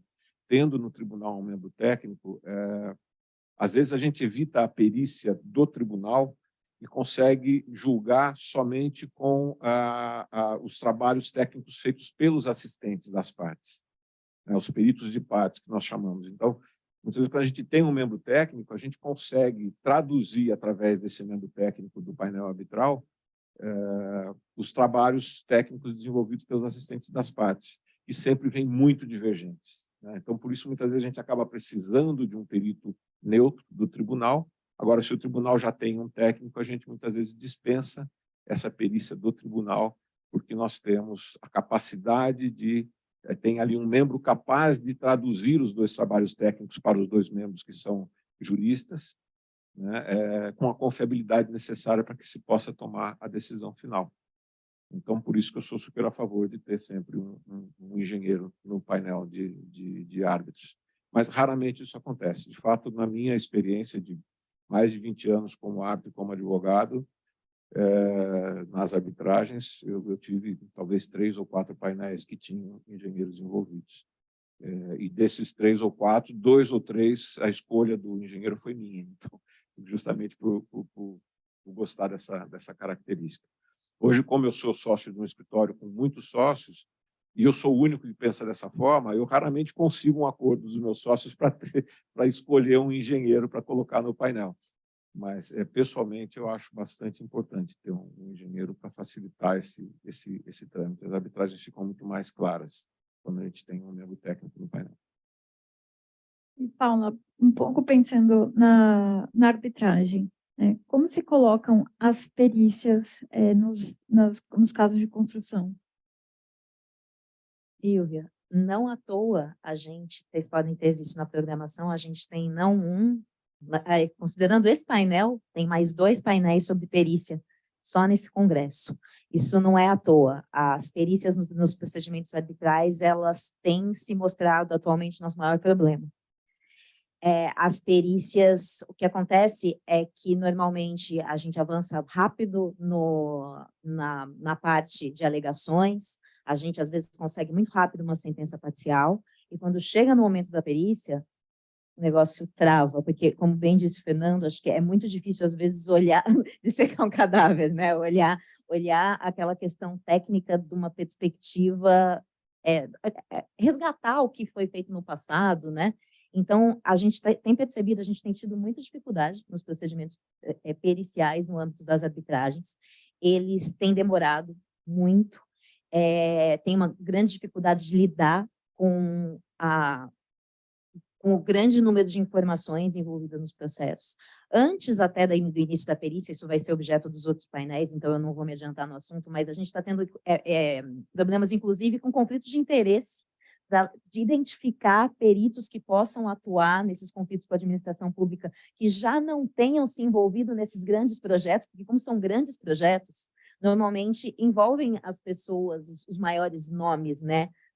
Os nomes mais especializados no país. Então, muitas vezes, aqueles profissionais já estão conflitados para trabalhar.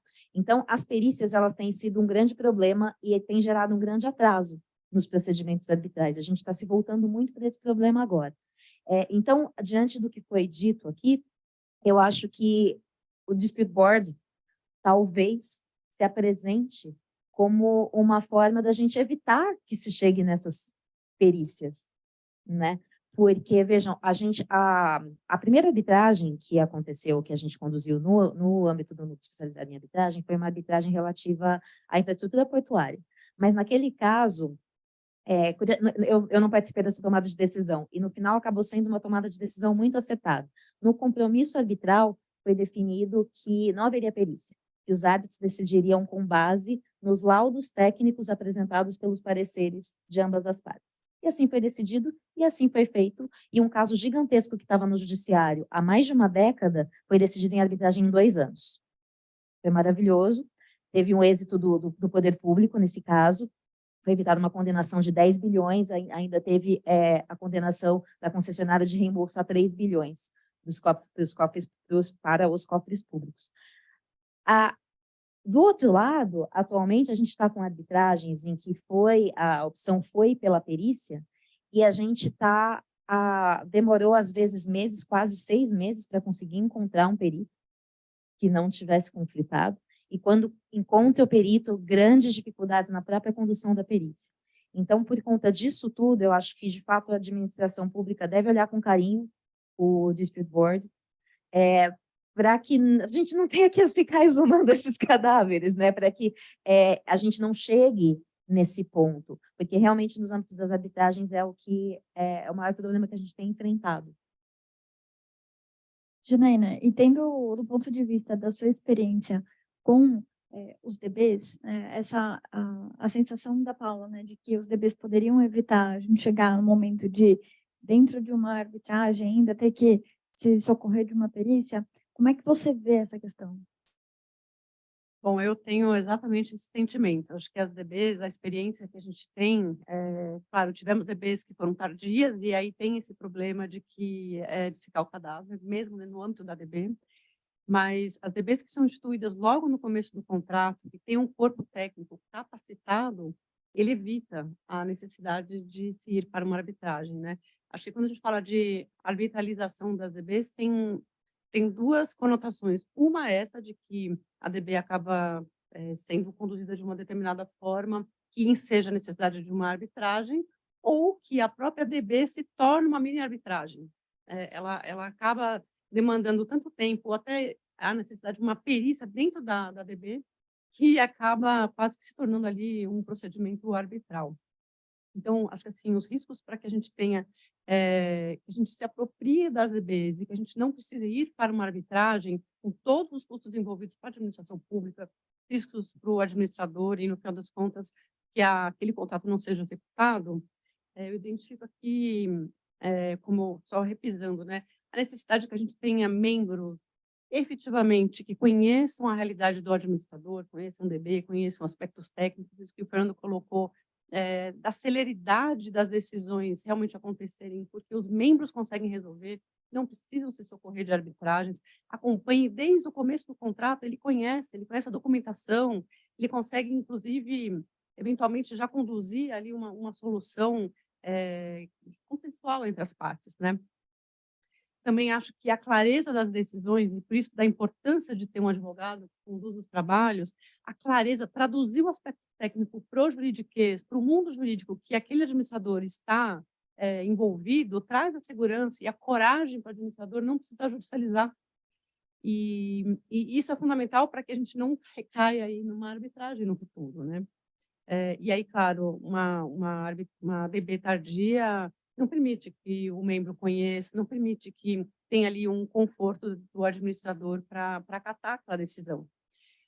Também, quando a gente tem ali, por outro lado, um formalismo muito exacerbado na DB, ele acaba inviabilizando a dinâmica do contrato, ele fica se perdendo nos prazos e mais contraditórios, etc. E aí ele vira uma mini arbitragem dentro de uma DB que não cumpre o seu papel de celeridade, né? Claro que tem aquele termo de acordo inicial, que é muito importante de estabelecer todas as regras. O contrato fala de uma forma genérica, falando aqui dos contratos que a gente deve cumprir na linha do padrão FDIC, né? O termo de acordo é fundamental, porque as partes colocarem ali, os membros colocarem como diretrizes, procedimentos, e que aquilo realmente seja seguido, minimizem muito a necessidade depois de a gente caminhar para uma arbitragem. Acho que é importante que os membros, mas as partes também tenham uma visão da envergadura dos seus pleitos, dos seus litígios. Nem todo litígio precisa ser levado à análise dos membros, né? Eles precisam tentar solucionar ali internamente. Mas também a gente faz aqui algumas reflexões, né, no âmbito da companhia, será que é o caso de trazer algumas limitações, alguns casos envolvendo valor? Como que os membros vão decidir 50 milhões de reais em 3 meses e condenar o administrador público com base sem perícia, com perícia? Então, a depender do valor envolvido no litígio, da complexidade do que está discutindo ali, da necessidade de provas ou não, e a condução dos trabalhos vai favorecer ou não uma solução imediata ou rápida versus uma arbitralização ou a transformação de uma DB em uma arbitragem, né? Então, acho que o foco da DB é que o foco que os membros têm que ter da DB é de conduzir os trabalhos sempre buscando um diálogo para acompanhar para e passo o andar ali do contrato, né? E essa questão do prazo de decisão versus complexidade também permeia a opção das partes em como conduzir isso ou para uma DB ou junto com os membros decidirem por ter uma decisão apenas recomendatória ou caminhar logo para uma arbitragem para não se gastar tempo também, porque se é muito complexo, vai demorar muito tempo, eventualmente a DB não vai conseguir cumprir o seu papel. Ao invés de gastar dinheiro e muito tempo e necessariamente correr para uma arbitragem, é melhor ir para uma arbitragem. E, então, para que as DBs tenham efetividade, a gente não caminha para isso. A celeridade, o conhecimento técnico e para que seja muito eficaz, é que a gente tem que ter esses cuidados, né, na condução e na instauração.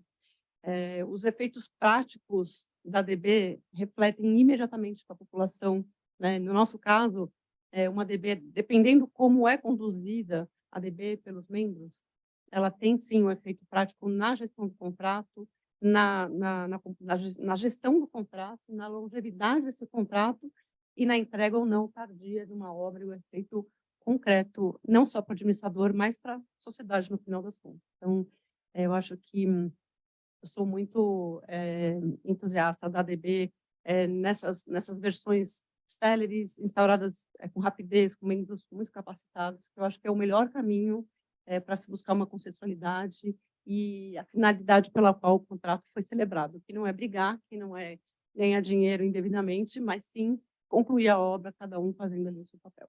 Obrigada. Uma observação sobre esse ponto, Janaína, que você falou desse pensamento de talvez limitar em questão de valor, em questão de complexidade. A experiência internacional mostra que não é um caminho interessante. Por quê? Primeira questão por exemplo, você pega o Canal do Panamá. O Canal do Panamá é uma obra das reclusas, da expansão do Canal do Panamá, uma obra de 3 bilhões de dólares, que tem em pleitos mais 3 bilhões e meio de dólares. Teve ali dezenas de decisões do DB ao longo de 10 anos que durou a obra, e todas viraram arbitragens. Todas. Então, não teve um caso que foi acolhido pelas partes ali. Eu acompanhei desde muito cedo, fiz um amigo lá que era o gerente jurídico da Autoridade do Canal do Panamá, hoje ele é vice-presidente jurídico da entidade, e ele sempre me pôs a par, eu fui para lá muitas vezes, inclusive acompanhar os trabalhos, e o nível de litigiosidade muito, muito alto. Mas o Canal do Panamá é uma super exceção que confirma a regra. Internacionalmente, como eu falei antes para vocês, o índice de reversão de decisão dos DBs é baixíssimo, justamente porque as decisões são qualificadas. Então, e não há essa limitação nem por complexidade nem por valor nos países que praticam DB há muito tempo, né? Então, essas ideias surgem de tempos em tempos. No Peru, que pratica bastante também, já surgiu esse tipo de ideias também. Aqui no Brasil já se falou várias vezes também em limitar os temas, né? Separar por tais temas não podem ser tratados no DB. Isso tem se mostrado um equívoco. Não é interessante que se faça isso. Uma vez que se nomeia, você escolhe membros qualificados, a sua chance está em escolher bons membros. Escolheu bons membros, confie neles. Porque as estatísticas mostram que as decisões são muito qualificadas, independentemente do valor envolvido. Às vezes o valor é alto e a complexidade é baixa, às vezes é o contrário. Tem valores ínfimos em casos super complicados, né? Às vezes vale a pena, em vez de fazer em 3 meses a decisão, fazer em 6 ou em 9. Ainda assim é muito menos tempo do que levaria numa arbitragem ou num processo judicial. Então, vale a pena investir na qualidade dos membros e, a partir daí, confiar aos membros em todos os assuntos que possam ser trazidos, porque a história mostra que as decisões são bem feitas, no fim das contas. Maravilha, eu acho que a gente tem aqui vários encaminhamentos para como a gente vai conseguir construir a nossa experiência de DB dentro do Brasil a partir de casos práticos, eminentemente. E aí eu coloco a Bia para fazer as suas provocações finais, Bia. Eu não podia deixar de fazer alguns comentários aqui das últimas coisas que a gente ouviu. Essa crítica a gente tem ouvido muito pelo mundo afora, que as perícias são caras e que são um problema, enfim. As perícias são caras porque a gente tem visto que as questões técnicas não estão delimitadas. Essa é a principal razão. A gente tem visto vários casos que somos contratados como peritos, nós chegamos a ter casos que estavam questionando a obra desde o primeiro diário de obra. Então, trouxeram para o perito rever cada diário de obra da obra de 2, 3 anos. Então, se a gente puder colaborar com vocês como orientação para que vocês discutam isso com os tribunais arbitrais, delimitar muito bem a perícia, dizer para os peritos, de fato, que a gente precisa de vocês tecnicamente, a nossa dúvida é esse problema. Não raro vem questões, nos quesitos, vem questões jurídicas para o perito responder. A gente recebe 600, nós tivemos casos com 600 quesitos, muitos deles jurídicos. E aí eu digo, a perícia vale quanto pesa, ela não é cara. Se vocês darem mais hora para o perito trabalhar, ele vai custar mais, obviamente, né? E outra questão, uma ponderação que eu acho que o administrador público tem que ter, é o custo com a resolução de conflitos, seja ela qual for, quando o gestor público já sabe que está errado. A gente vê muitos casos em dispute board que o gestor público fala, eu sei que ele tem razão, mas eu tenho que justificar para o Tribunal de Contas, eu preciso de uma fundamentação. Teve um caso que os membros do DB disseram para a parte privada, ajuda ele a fundamentar.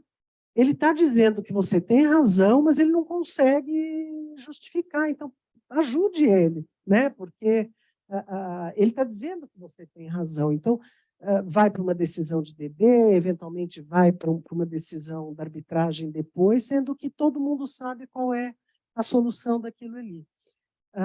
Quanto às perícias em DB, minha opinião sincera é que os membros de DB, técnicos bem escolhidos, eles serão capazes de tirar das partes técnicas aquilo que ele precisa para poder analisar e para poder decidir. O que eu estou querendo dizer com isso? Os melhores técnicos para aquelas questões daquele contrato são os técnicos das partes. Eles estão ali, eles estão na obra, eles estão sabendo o que aconteceu, eles produziram os projetos, eles produziram as soluções. Então, os membros de DB, novamente, como o Fernando falou, bem escolhidos, vão evitar a necessidade de um perito, a não ser que seja uma questão tão específica que até os técnicos não sabem responder, aí pode procurar um perito especializado. A outra coisa, a última que eu falaria é, os dispute boards são efetivamente uma boa solução para a gente concluir as obras. O TCU fez um trabalho recentemente, publicou, está no site do TCU, que aponta mais de 22 mil obras paradas no Brasil, em todos os níveis, né? Municipal, estadual e federal. A gente tem notícias de que esse número é muito maior. Por quê? Porque como a base de dados que o TCU usou é a base de dados autodeclaratória, se desconfia que nem tudo está declarado. Então, vocês podem imaginar o desastre que é para o Estado brasileiro esse volume de obras, o custo disso, e sem dúvida nenhuma, uma obra parada há muitos anos, para retomar, custa muito mais do que fazer a obra desde o início. Então, a gente acredita que o Dispute Board é uma excelente solução e é uma solução efetiva para evitar essa situação triste, né, que é uma situação triste. E, por último, eu queria dizer a vocês que é muito importante que os membros de Dispute Board tenham capacitação em Dispute Board, tenham treinamento em Dispute Board. Dispute Board não é algo de se aventurar, tem que conhecer a técnica, tem que saber exatamente como funciona, conhecer as boas práticas de disputa board e aproveitar as experiências que tivemos pelo mundo todo. Eu estou, no momento, diretora tesoureira da DRBF na região 4, América Latina. Nós teremos um congresso internacional da DRBF agora, 30 de maio, 1 e 2 de junho, aqui em São Paulo. Convido todos vocês a participar, porque é uma oportunidade única de ter no nosso quintal a possibilidade da gente ouvir as pessoas que estão nesse mercado há muitos anos. Aí vem pessoas para cá com experiência de 20, 30 anos em dispute board. Então, muito obrigada por nos ouvir. E aí, nada obstante das suas colocações em como mais uma amostra da eficiência desse painel, a gente está adiantado. E, então, eu gostaria de propor para cada um dos membros desse painel que pudesse deixar a sua reflexão final com uma ideia propositiva em relação ao uso de dispute boards pela administração pública e também a sua interação com a arbitragem. Vai lá, Paula. Obrigada, Silvia. Bom, eu acho que de tudo isso que a gente pôde discutir aqui, e à vista do que eu adiantei, né, de todos os problemas que a gente tem enfrentado com as arbitragens, com as perícias no âmbito das arbitragens, eu acho que esse instituto, né, do Comitê de Resolução de Disputas, ele de fato merece um olhar da administração pública. Não à toa a gente inseriu, né, Rita, não à toa a gente inseriu esse tópico num congresso de arbitragem, porque a gente tem que pensar nos meios alternativos de resolução de disputa de maneira ampla, de maneira integrada. Então, sim, eu não vou dizer que é fácil para a administração pública se lançar num meio totalmente novo e desconhecido. Fácil não foi com a arbitragem, eu acho que não vai ser com o dispute board.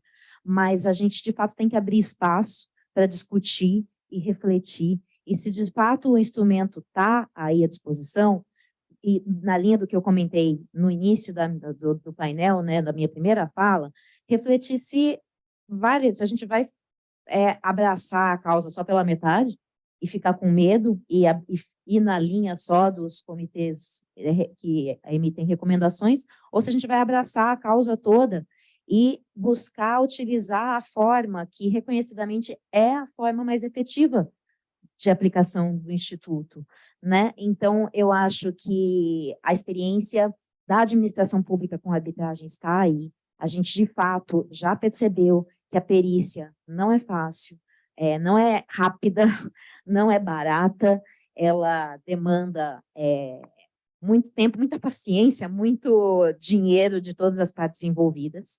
Então, se a gente tem um instrumento que talvez seja capaz de evitar que a gente chegue nesse momento de perícia, ou pelo menos que reduza a necessidade de perícias, porque em algumas situações acho que vai ser necessária, eu acho que pode vir a ser um instrumento muito relevante, a gente realmente tem que olhar para ele com bastante carinho.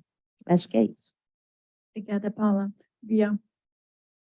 Bom, como sugestão, recomendação, eu acho que é importante eu compartilhar com vocês as experiências que a gente tem tido em perícias com a administração pública. O que tem acontecido? De uma maneira geral, o administrador público coloca como seu técnico, seu representante, seu assistente técnico, o gestor do contrato. Isso não é recomendável, na minha opinião, porque a pessoa está envolvida emocionalmente com aquele contrato. O ideal é colocar assistentes técnicos sem esse envolvimento. Aí, da mesma forma que foi criado o núcleo de arbitragem para que os procuradores ficassem especializados em arbitragem, eu, sinceramente, recomendaria que se criasse um núcleo de técnicos especializados em perícias de arbitragem. Eu acho que isso pode trazer uma celeridade grande Porque você tira o envolvimento emocional do gestor público. Porque, ao final e ao cabo, quando você está ali discutindo numa perícia as questões técnicas, ele é que tomou a decisão de fazer isso ou aquilo ou não fazer. Então, é muito complicado e muito difícil, e muitas vezes não se avança, né, por conta disso. Obrigada, Bia. Janaína, suas reflexões. Bom, aqui, como eu gostaria de fazer só um reforço, né, de que a utilização das DBs realmente elas podem e elas realmente auxiliam na gestão do contrato. Fica aqui o meu incentivo a se debruçarem, a administração pública se debruçar, e eventos como esse são fundamentais para que a gente divulgue, para a gente fale sobre isso, que a administração pública se estruture para poder se utilizar, e a iniciativa privada também se capacite e tenha disponibilidade de membros capacitados que conheçam de DBs, não só dos aspectos técnicos. Como depoimento, coloco que, sim, nós tivemos muitas decisões em DBs que nós acatamos, por todos os motivos que eu coloquei aqui, foram decisões muito bem fundamentadas, os membros acompanharam desde o começo, o gestor se sentiu encorajado a acatar aquela decisão, entendendo que aquilo não traria um risco pessoal a ele, e é por isso também que o corpo jurídico é muito importante na condução dos trabalhos em conjunto com o administrador. Então, acho que é uma sinergia muito grande que, ao final das contas, a gente chega ao resultado que se almeja, que é realmente a execução dos contratos e a conclusão deles, e não que tenhamos situações como essas relatadas aqui pela Bia. Obrigada. Obrigada, Janaína. Fernando. Bom, eu quero dizer que eu fico muito feliz com a oportunidade de falar para um público que está justamente cuidando de instaurar essa ferramenta nos contratos públicos. Acho que é um momento muito importante e para mim, é uma oportunidade única. Eu falo sobre DBs há mais de 15 anos. A primeira vez que eu chamei mais de 100 pessoas para falar de DB, só apareceu uma, e hoje a gente tem aqui um público altamente qualificado, né? Cada vez mais a gente tem eventos importantes de DB no Brasil. E o que eu quero dizer para vocês eu espero que vocês me levem a sério nesse ponto, efetivamente, porque isso vem da experiência prática que eu vivo há muitos anos.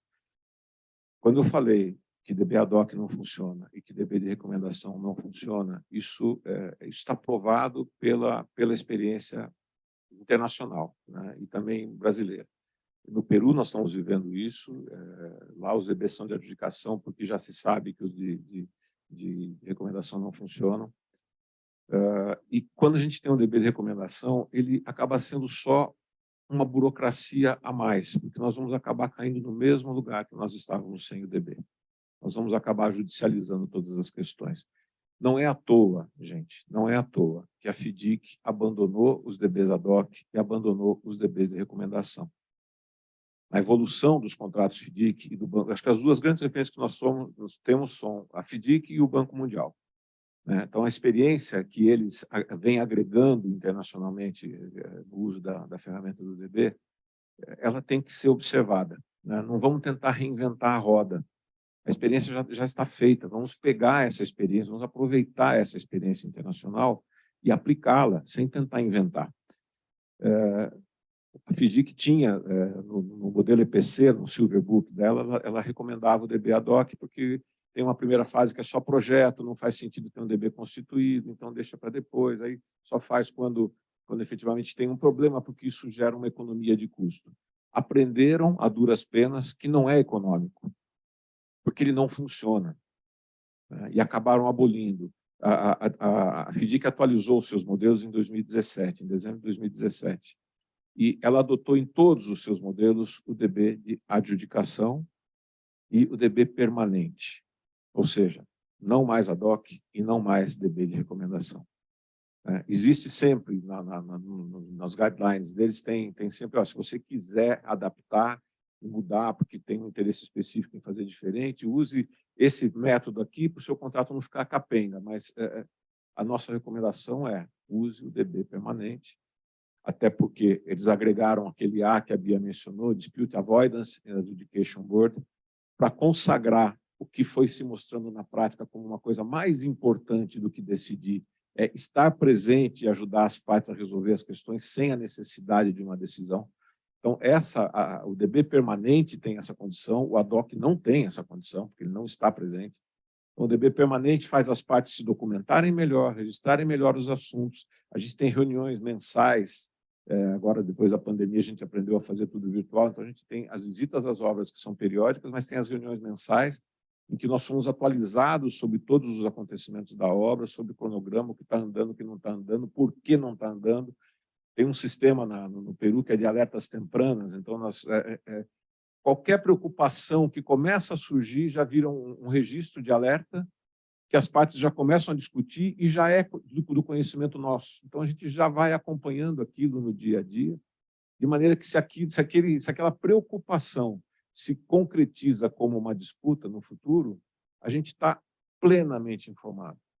Isso só é possível com um DB permanente, né? E o de decisão por todas as razões que eu já falei aqui. Então, vocês que estão construindo essa ferramenta para utilização nos contratos públicos, por favor, gente, me levem a sério.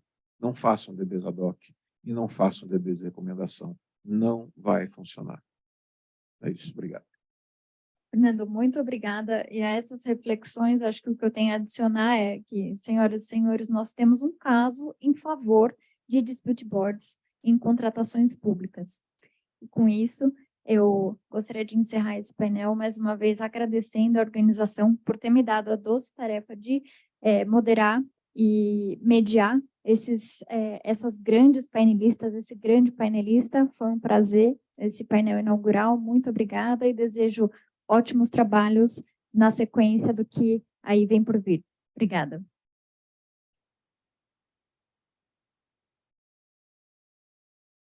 Os nossos agradecimentos a Silvia Helena Johnson de Salvo pela mediação deste painel. Nós faremos a seguir um intervalo para o almoço e retornaremos pontualmente às 13h59. Até já.